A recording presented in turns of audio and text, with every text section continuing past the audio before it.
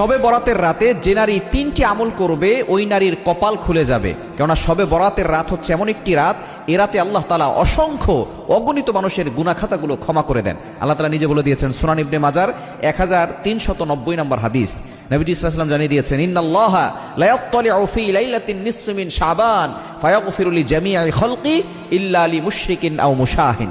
এ রাতে আল্লাহ তাআলা সন্ধ্যার পরে মাগরিবের নামাজের পরপরই আল্লাহ পাক রব্বুল আলামিন মানুষের দিকে দৃষ্টিপাত করেন, প্রথম আসমানে চলে আসেন এবং আল্লাহ পাক রব্বুল আলামিন সকলের দিকে দৃষ্টিপাত করে সকলকে সাধারণ ক্ষমার ঘোষণা করে দেন।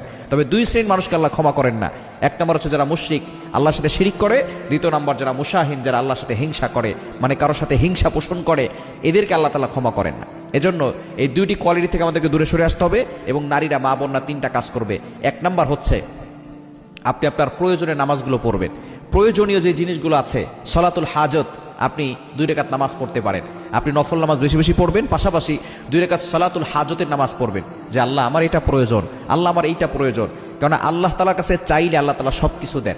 প্রতিদিন কিন্তু আল্লাহ তাআলা শেষ রাতের শেষ অংশে প্রথম আসমানে এসে বান্দাদেরকে ডাকতে থাকেন এবং এই রাতে, সবে বরাতের রাতে আল্লাহ তাআলা প্রথম আসমানে এসে সন্ধ্যার পর থেকেই ডাকতে থাকেন। আর আমরা অনেক সময় হালুয়া রুটি বানাতে বানাতে ব্যস্ত হয়ে পড়ি। মা বোনরাও এরা আমল করবেন, নফল নামাজ পড়বেন, 2 রাকাত সলাতুল হাজতের নামাজও পড়বেন, প্রয়োজনের নামাজ, এটা পড়ে আল্লাহর কাছে দোয়া করবেন, আল্লাহ তাআলা আপনার সকল প্রয়োজন পূরণ করে দিবেন। দ্বিতীয় নাম্বার হচ্ছে তাওবা, ইস্তেগফার করবেন।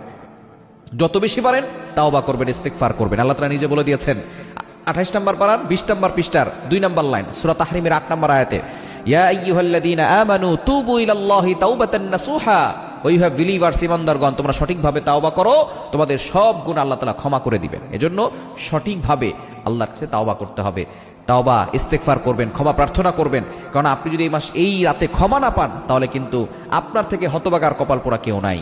এবং 3 নম্বর হচ্ছে আপনি দোয়া করবেন। আপনার যত চাহিদা আছে, এই চাহিদাগুলো, আপনার আকাঙ্ক্ষাগুলো আল্লাহর কাছে বলবেন, জিকির আজকার করবেন, কোরআন তেলাওয়াত করবেন, আল্লাহর প্রশংসা করবেন, সুবহানাল্লাহ, আলহামদুলিল্লাহ, লা ইলাহা ইল্লাল্লাহ, আল্লাহু আকবার, এবং পাশাপাশি আল্লাহর কাছে দোয়া করবেন। দেখবেন আল্লাহ তাআলা আপনার সকল হাজত পূরণ করবেন, আল্লাহ তাআলা আপনার সকল চাহিদা মিটাবেন, আল্লাহ তাআলা আপনার কপালটা